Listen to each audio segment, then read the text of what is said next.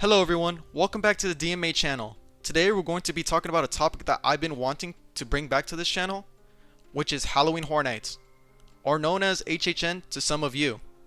I've been going to this event in Universal Studios Hollywood for about 3 years in a row since 2022 and have been enjoying it ever since that year.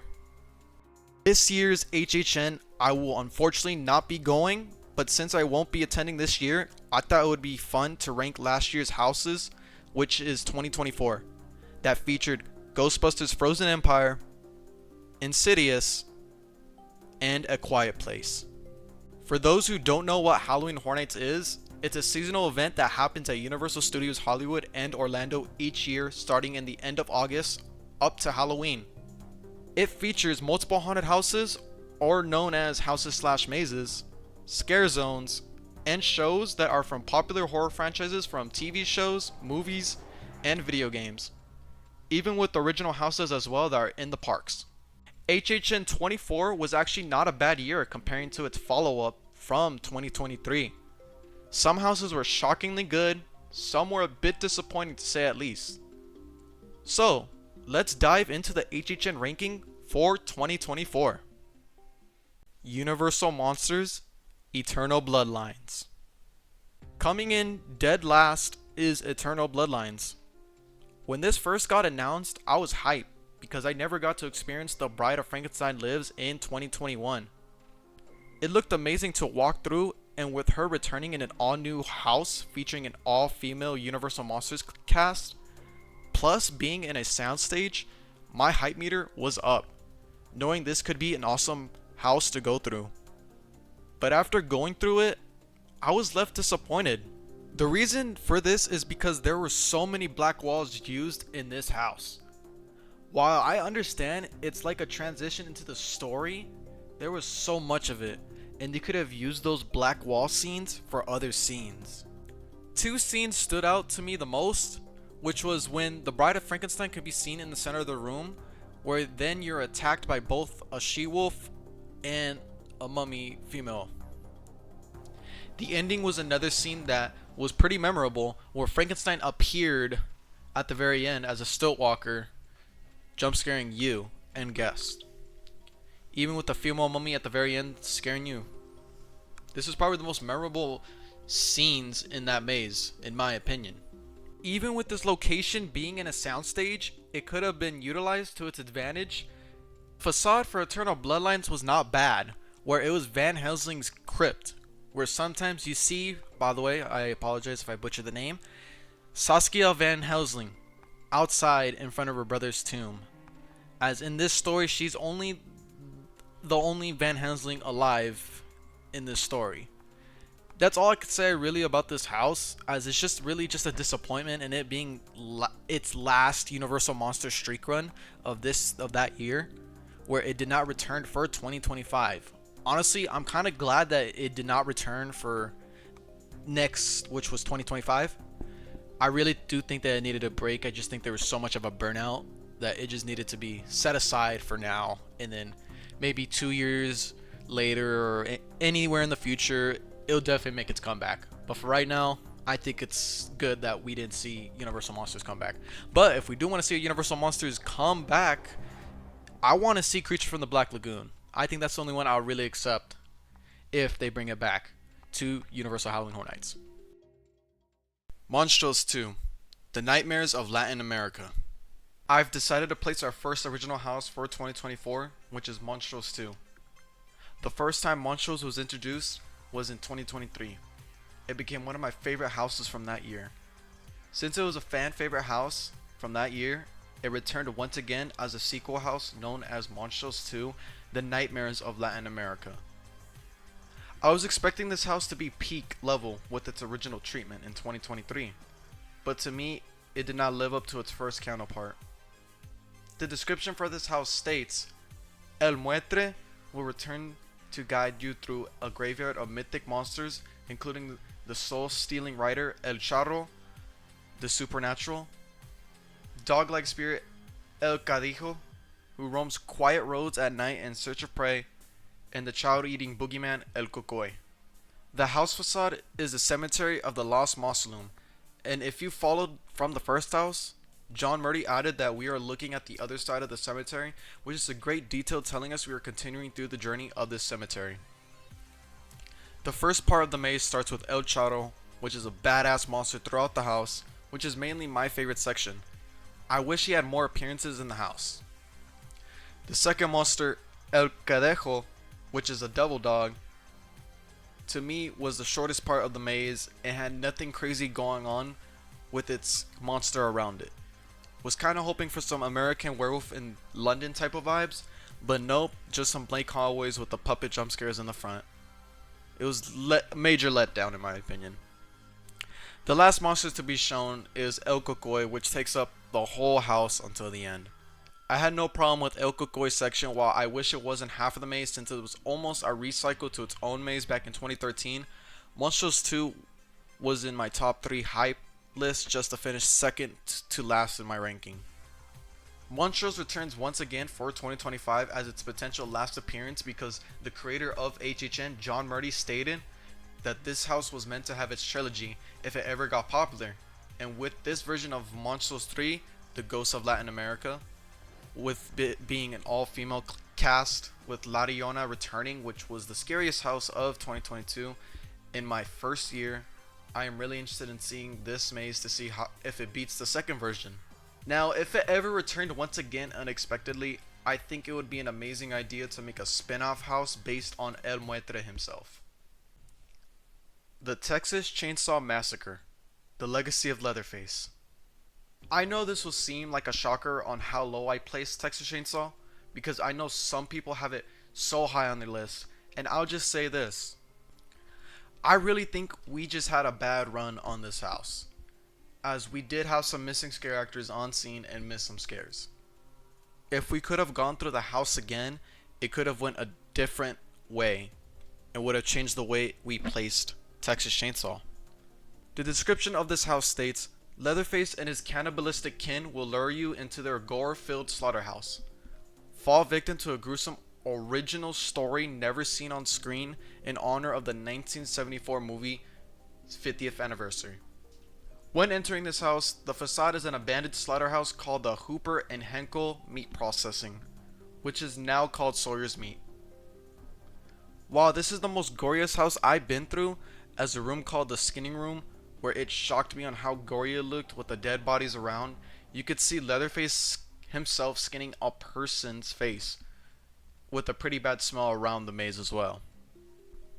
Another problem that I had, which is most likely connected to the problem that we talked about, was with the missing scare actors and missed scares, which was not having enough chainsaw scares at all. I mean, this is the Texas Chainsaw Massacre. You should be hearing chainsaws almost every corner of the maze. While I do appreciate getting scares from Leatherface's family's cannibalistic whatever, I just feel like there should be more chainsaws like being heard from every corner. I could just being harsh on the way I'm ranking Texas Chainsaw, but at the same time I really love this idea of going through the different Leatherfaces, like from the original to I think they even included the reboot of the franchise. Like I really did like the idea, but it just fell flat at the end with its bad like run through in the house. Would I give Texas Chainsaw another chance? Perchance. But if we're bringing another horror icon, bring Nightmare on Elm Street. Because we already have Jason returning from Friday the 13th for HHN 25. And if they keep this idea up, then Freddy Krueger would be a perfect chance to bring to the event in 2026. Unless they decide to bring Michael Myers once again for the billionth time. A Quiet Place. A Quiet Place house was never bad or horrible in any way. The first thought of having a haunted house that is based on a movie that you cannot make any sounds was honestly a strange and curious pick. I enjoyed A Quiet Place film and have no problems at all with its franchise, but I just kept hating on the idea that it will never work and it would just be a wasted slot. But oh man, was I wrong.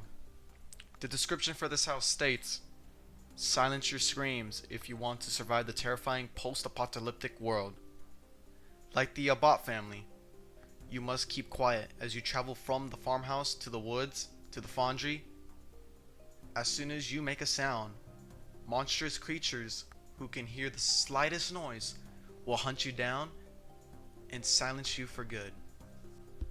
I really felt immersed in the world of A Quiet Place. There were barely any sounds in the scenes that needed to be quiet, and the characters communicating with you in sign language just like in the films. The Death Angels looked amazing with its animatronic and puppets. The only con I will say is that it was not scary at all, and I literally didn't scream or make any sounds, where I took the role personally of not trying to make a sound throughout the maze. Overall, there is nothing bad about this house in any way. They nailed it real well into bringing A Quiet Place to life. Sets amazing, characters amazing, effects amazing, and the Death Angels amazing. With it, there are just better houses that overpowered A Quiet Place. I feel like my favorite part of the maze was going through the barn scene. The barn scene was pretty cool to go through, and pretty iconic in the Quiet Place franchise. Dead Exposure, Death Valley. Our last original house of 2024, which is inspired by Orlando's Dead Exposure mazes in 2008 and 2018. The description for this house states, enter a government facility where an experiment to create super soldiers has gone horribly wrong, turning people into radioactive zombies. The facade features the entrance to the United States military proving grounds, where there is a vehicle crash right next to it. I enjoyed going through this house, where I felt like I was trying to find a way out throughout this military base, going to different rooms. While this is the definition of a simple zombie type of maze, it was done in an effective way. I liked how the zombies looked, with some heavy radiation suits with melted faces and scientist zombies going mad crazy. The most memorable was seeing the gorilla zombie tearing up a scientist, eating all of its guts. That was the most insane and unexpected part of the maze. I even loved the little puppet zombie monkey that was in the cage. The final radiation room, which is basically the finale, where green fire is emitting everywhere as several zombies can be seen covered in radioactive material, some of them standing in barrels themselves, was a great finale scene, with the implication of the base self-destructing, with you escaping as 3 zombies try to attack you one last time before escaping. I really hope Hollywood keeps getting more ideas from Orlando, because they do it very well when they try to make it their own storyline / version of the house. Ghostbusters Frozen Empire. I was really hoping that Ghostbusters would return, but focusing on the first original 2 films. But once it was revealed to be Ghostbusters Frozen Empire, I really wasn't that excited, especially I never watched Frozen Empire. But I did in fact watch Afterlife. But I wasn't expecting to have that much fun in the house. The description for this house states, a bone-chilling new specter, Goraka, has escaped from an ancient artifact. He will stop you cold with a whole army of ghosts. Try not to freeze in fear as you dodge spears of ice, and he freezes people solid before your eyes. The Ghostbusters must team up to save the world from a second ice age. This house got put in a lot of money because the sets, effects, and designs were off the roof. The facade of this house is Ray's bookstore, with the hot dog cart in the corner with Slimer occasionally popping out of the cart, and a taxi car in the other corner where you could see the taxi ghost in it. This had some great scares and scenes, especially when you go through the Ghostbusters facility, where you get to see the painting, aka Vingo from Ghostbusters 2, where you can see he's behind the painting and smacking the glass. The next scene was definitely the best scene out of the whole maze, was seeing the different ghosts from the original Ghostbusters, from the librarian, and even the terror dog, which I was never expecting to see, as I never went through the 2019 Ghostbusters house. A detail I want to point out is that you can see the mini Stay Puft marshmallows throughout the maze causing havoc, which I thought it was a cool touch. So far, this maze was the most fun I went through, that also had great scares. After that night, I decided to watch Ghostbusters Frozen Empire, and now realize that all the scenes they used for Halloween Horror Nights. Another awesome scene that I really enjoyed was seeing the Ecto-1 burst through the wall. I thought that was a really cool idea on how they captured it, and especially seeing like a replica of the Ecto-1. I was enjoying it. I was enjoying that moment, seeing it. After that night, I decided to watch Ghostbusters Frozen Empire, and now watching through the film, I realized of all the scenes that they took from the movie to bring it to Horror Nights. Ghostbusters Frozen Empire really does deserve the bronze medal of 2024, as I really enjoyed it, had great scares, and lots of callbacks to the original Ghostbusters. So yeah, I think it really deserves it for its placement. The Weeknd, Nightmare Trilogy. This house was the reason I went to HHN 2024 in the first place, as I wasn't planning on going to attend that year. But once I heard the rumors of The Weeknd returning, I just knew if it happens, I cannot miss it, where I am a big Weeknd fan myself. I enjoyed his last house appearance back in 2022, which was the After Hours Nightmare. And wouldn't you know it, on August 7, 2024, it was confirmed that The Weeknd will make his return to Halloween Hornets as a new Hollywood exclusive house. So let's talk about it. The description of this house states, The Weeknd returns in an all-new haunted house spawned from After Hours Dawn FM, a horrifying new tale, get ensnared by the most iconic moments inspired by his music videos and live performances. When I finished walking through that house, my first reaction was, what the f did I just went through? Now don't get me wrong, I enjoyed it. It was just not what I was expecting to go through. My first idea was going through After Hours first, then go through Dawn FM, and in its final parts go through the new album, which is now known as Hurry Up Tomorrow, and have the finale of all three eras at once. But no, it wasn't like that. When entering the soundstage, the facade looked beautiful.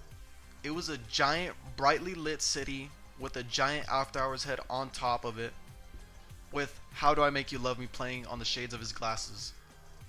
The details around the facade of saying Purgatory and Paradise indicating Hell, Purgatory, and Rebirth, with the moon having a baby indicating its rebirth of the Trilogy album, I really thought it was a great detail. Even having a little Dawn FM advertisement sign, which I thought it was awesome.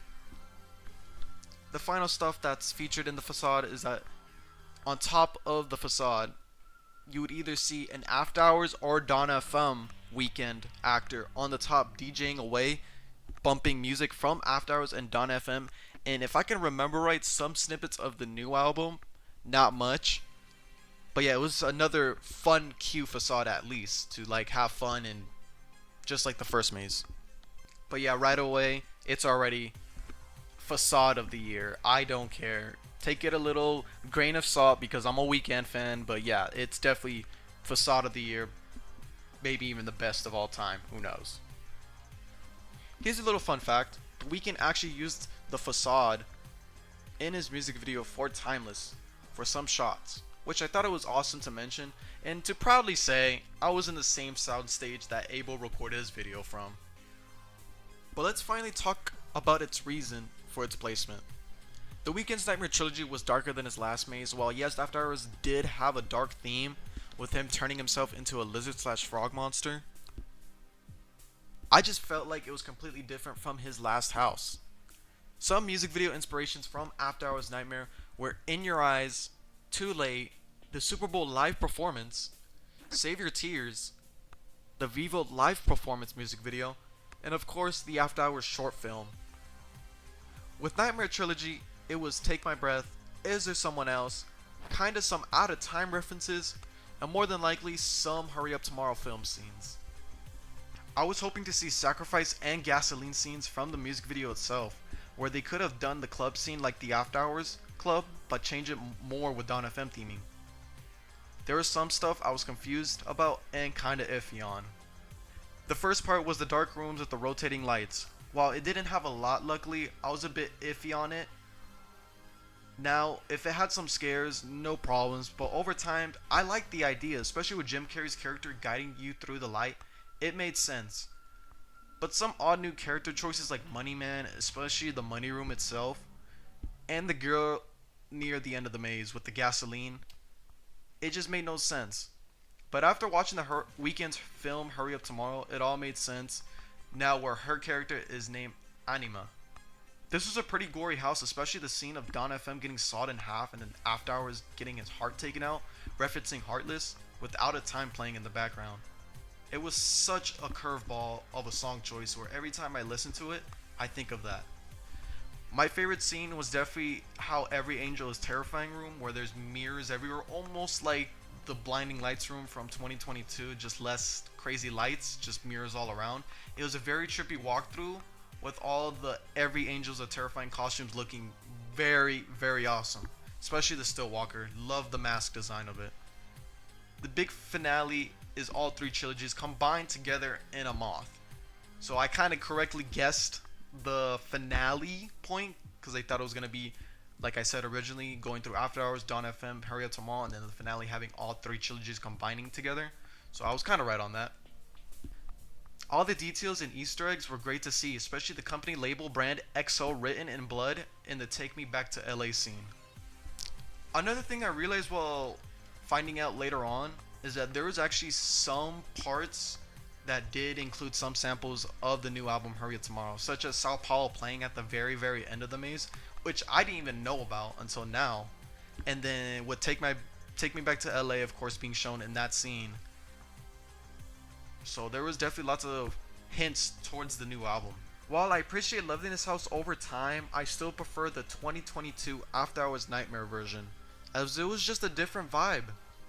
Its placement for silver / runner-up for 2024 is sad to say, but there is one house that took it all in 2024.